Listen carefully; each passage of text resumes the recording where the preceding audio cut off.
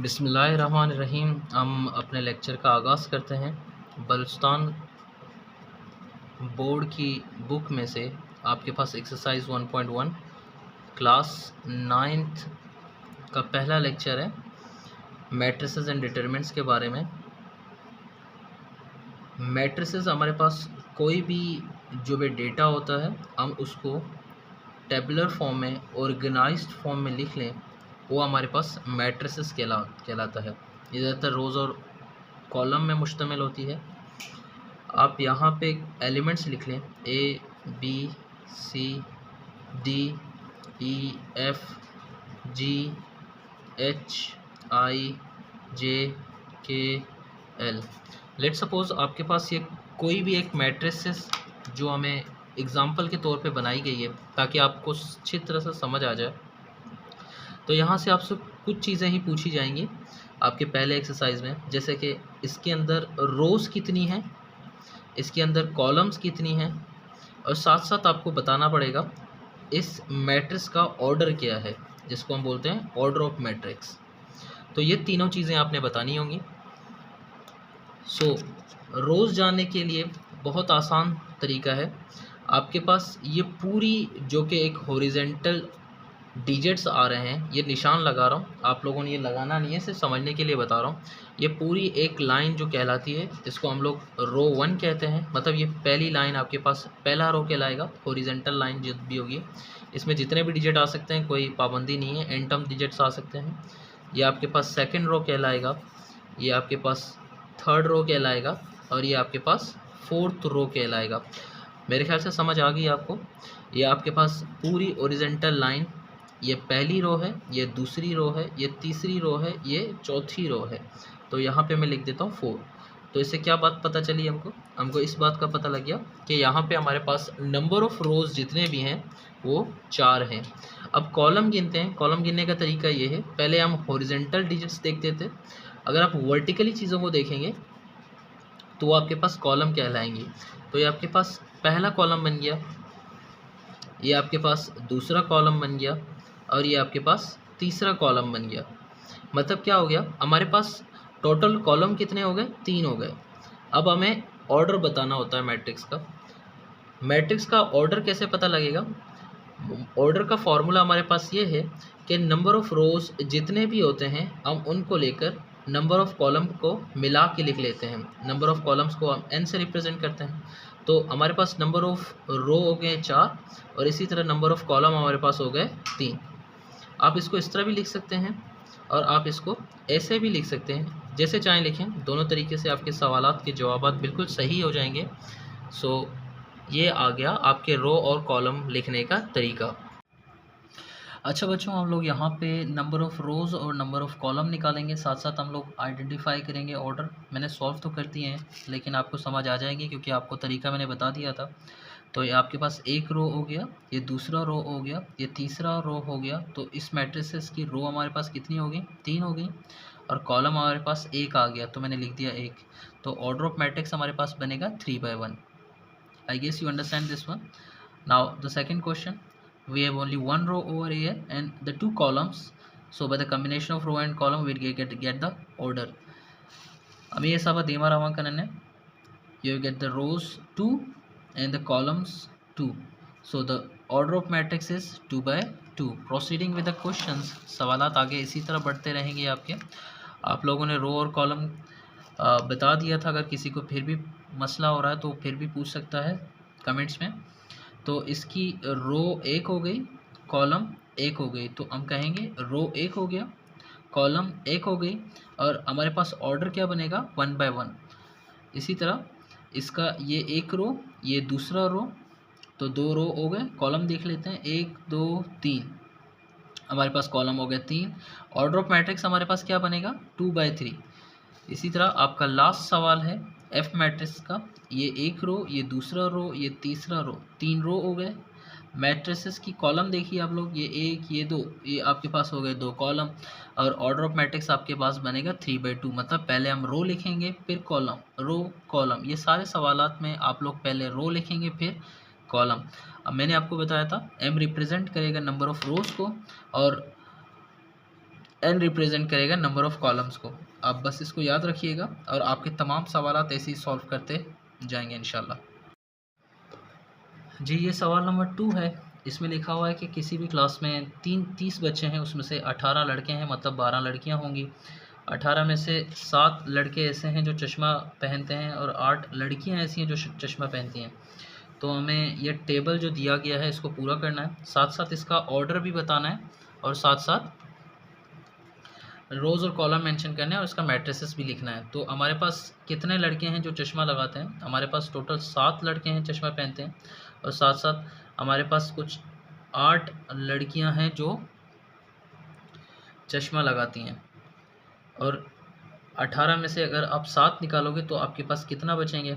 वो लड़के उतने होंगे कि वो चश्मा नहीं लगाते हैं। तो ऑब्वियस बात है, तो 18 में से आप 7 निकालेंगे, 18 लड़के हैं उसमें से 7 निकालेंगे तो आपके पास बचेंगे 11। इसी तरह तो टोटल 30 की स्ट्रेंथ थी, उसमें से 18 लड़के तो 12 लड़कियां होंगी, तो 8 चश्मा पहनती हैं, तो हमारे पास 12 पूरा करना है। तो 12 में से 8 गए तो आपके पास बचेगा 4। तो ये आपके सॉल्यूशन आ गया, जिसमें से क्लियर आपको नज़र आ रहा है मैट्रिसेस में से कि क्लास में लड़के 7 ऐसे लड़के हैं जो चश्मा पहनते हैं, 11 ऐसे लड़के हैं जो चश्मा नहीं पहनते, लड़कियां 8 में से चश्मा पहनती हैं, 12 में से 8 लड़कियां चश्मा पहनती हैं और 4 ऐसी लड़कियां हैं जो चश्मा नहीं पहनती। आप इसको मैट्रिसेस के ऑर्डर में हमने लिखना है इन्फॉर्मेशन को, तो बहुत आसान है। इसी तरह लिख लेंगे हम लोग 7, 11, 8, 4, ये हमने मैट्रिक्स फॉर्म में लिख लिया। और इसी साथ चलते हमें रोज़ और कॉलम बताना है। रोज़ और कॉलम की मदद से हम ऑर्डर बता सकेंगे। तो इसका रो आपके पास हो जाएगा 2 और इसका कॉलम आपके पास हो जाएगा भी 2। तो ऑर्डर ऑफ मैट्रिक्स आपके पास बन जाएगा 2/2। आप इस तरह भी लिख सकते हैं, आप इस तरह भी लिख सकते हैं, आपकी मर्ज़ी है, जैसे चाहे लिखें।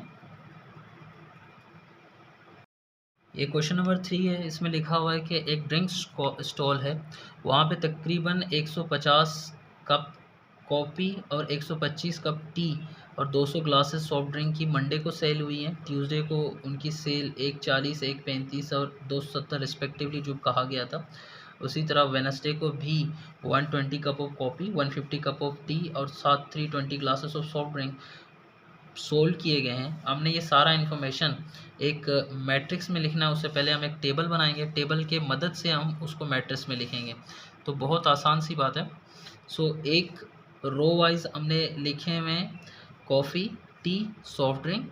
इसी तरह कॉलम वाइज मैंने लिखे हुए हैं दिनों को, मंडे, ट्यूसडे, वेडनेसडे। तो आप इसी सीक्वेंस में लिखते जाइएगा, आसानी से, कोई मुश्किल नहीं होगी आपको। जैसे ये सवाल लिखा हुआ है, जैसे कि कॉफ़ी मंडे को 150 कप सेल हुई है, टी आपको नज़र आ रहा है यहाँ पे देखें 120 कप ऑफ टी, तो यहाँ पे आप लिख सकते हैं 125।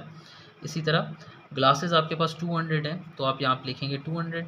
इसी तरह मंडे को आपके जितने भी सेल हो गए वो आपने टेबल में लिख लिया और पढ़ने में बहुत आसानी हो रही है। ट्यूसडे को आप देखेंगे 140 कप ऑफ कॉफ़ी हो गया, 120 कप ऑफ टी हो गई और साथ साथ सॉफ्ट ड्रिंक हमारे पास 270 तक पहुँच चुका है। वेडनेसडे की बात करेंगे, सॉरी, वेडनेसडे को हमारे पास क्या हो गया, वेडनेसडे को हमारे पास जो कप में कॉफ़ी सेल हुई है वो 120 है और टी आपके पास 155 पे पहुंच गया है और सॉफ्ट ड्रिंक आपके पास पहुंच गया है 320।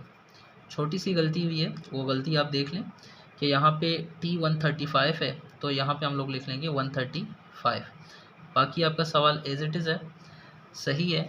अब इसको आप क्या करोगे, मैट्रिक्स फॉर्म में लिखोगे। आपके पास यहाँ पे आ जाएगा 150, 125, 200, 140, 135 और यहाँ पे हो जाएगा 270, यहाँ पे आ जाएगा 120, यहाँ पे आ जाएगा 155, यहाँ पे आप लिखेंगे 320। देखो ये आपके टेबल की मदद से आपका मैट्रिसेस बन गया।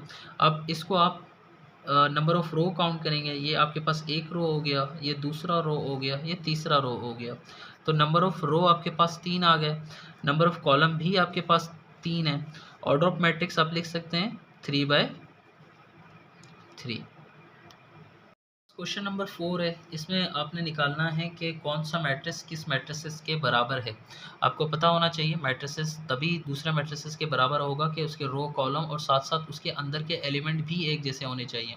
अगर आप यहाँ से गौर करेंगे, ए के इक्वल मैट्रिसेस आपको कौन सा दिखाई दे रहा है? मुझे ई दिखाई दे रहा है। तो आप कह सकते हैं जैसे कि यहाँ पे रो आपके पास 3 हैं, कॉलम 1, और इसके भी रो कितने हैं? 3 और कॉलम 1। यहाँ पे 5 आ रहा है तो 4 जमा 1 आपके पास क्या बनेगा? 5 बनेगा। यहाँ पे 3 आ रहा है तो 5 में से 2 निकालोगे, कितना बचेगा? 3 बचेगा। 4 तो ऐसे ही लिखा हुआ है। तो हमारे पास सॉल्यूशन में क्या आएगा? हम लिखेंगे कि ए मैट्रिसेस और ई मैट्रिसेस क्या हैं? ये दोनों बराबर हैं। तो ये आपके पास एक आंसर आ जाएगा। इसी तरह आप बी को भी देखेंगे, बी के जैसा कोई भी मैट्रिक्स नहीं है, मतलब ये किसी भी मैट्रिक्स के बराबर नहीं है। इसी तरह ए हो गया आपके साथ, ई का कंपैरिजन। सी को देखिएगा, सी का कंपैरिजन अगर आप करेंगे तो एच मैट्रिक्स से देखेंगे तो एक जैसा नज़र आएगा। तो यहाँ पे आपके पास रोज़ 3 है, कॉलम 2, यहाँ पे भी रो 3, कॉलम 2, यहाँ पे 2 आ रहा है, 1 + 1 आपके पास आ जाएगा 2, 3 एज इट इज़ लिखे हुए, 1 एज इट इज़ लिखे हुए, यहाँ पे 5 लिखा हुआ है, 3 + 2 कितना बनेगा? 5 बनेगा। 3 में से 1 निकालोगे, 2 बचेगा। तो हम कह सकते हैं कि आपके पास सी जो कि मैट्रिक्स है वो बराबर है एच मैट्रिक्स के। आप सी एंड एच भी लिख सकते हैं क्योंकि ये दोनों मैट्रिसेस आपस में इक्वल हैं। तो एंड का सहारा भी आप ले सकते हैं, जो आपकी बुक के पीछे से लिखा हुआ है। आपकी बुक पे पीछे इस तरह लिखा हुआ है कि ए ई आर इक्वल मैट्रिसेस। इसी तरह सी और एच आपके पास क्या हैं? इक्वल मैट्रिसेस हैं। और मज़ीद सॉल्यूशन के लिए आप देखिएगा, डी जी के बराबर है, हम लिख सकते हैं डी = जी मैट्रिक्स। इसी तरह आप एफ़ और आई को भी कंपेयर करें तो आपको दिखाई देगा कि एफ़ और आई भी सेम हैं, वो भी इक्वल मैट्रिसेस कहलाते हैं। सो ये आपका हो गया क्वेश्चन नंबर जी। आपकी एक्सरसाइज का क्वेश्चन नंबर 5 आ गया। क्वेश्चन नंबर 5 में क्या लिखा हुआ है? यहाँ पे लिखा हुआ है कि find the values of letters in each of the following matrices. यहाँ पे आपके पास मैट्रिसेस कुछ गिवन है, आप लोगों ने लेटर्स की वैल्यू निकालनी है। लेटर्स मतलब ABCD जितने भी अल्फ़ाबेट्स यहाँ पे हैं, आप उनकी वैल्यू निकालेंगे। तो आप यहाँ पे गौर करेंगे, यहाँ पे 6 लिखा हुआ है, इस मैट्रिसेस में इसी लोकेशन में 6 लिखा हुआ है। तो मतलब क्या हो गया? 6 के बराबर है। ये तो कॉमन सेंस की बात है, आप लोग इसको आराम से समझ सकते हो।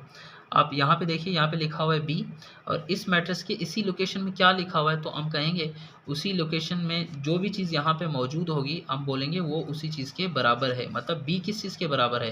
2 के। अब इस लोकेशन में यहाँ पे लिखा हुआ है ए, और इस मैट्रिसेस में यहाँ पे लोकेशन में लिखा हुआ है 3। तो ए किसके बराबर हो जाएगा? ए बराबर हो जाएगा 3 के। और साथ साथ चलते रहिए, सी किसके बराबर हो जाएगा? 4 के।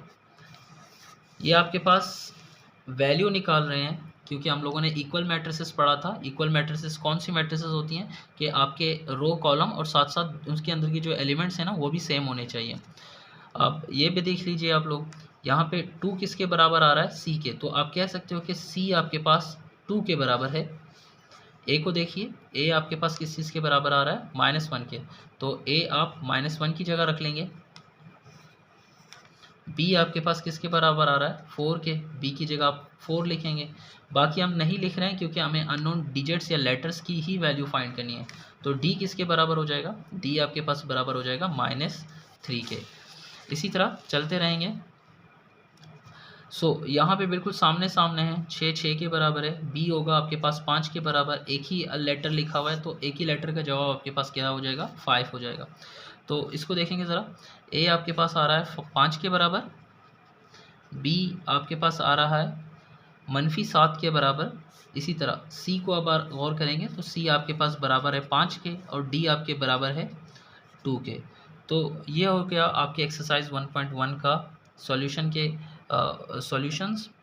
आई होप आपको समझ आ गई है। अगर कुछ भी नहीं समझ आया तो आप कमेंट में मुझसे पूछ सकते हैं। साथ साथ चैनल को लाइक करें, सब्सक्राइब करें, अपने दोस्तों के साथ शेयर करें।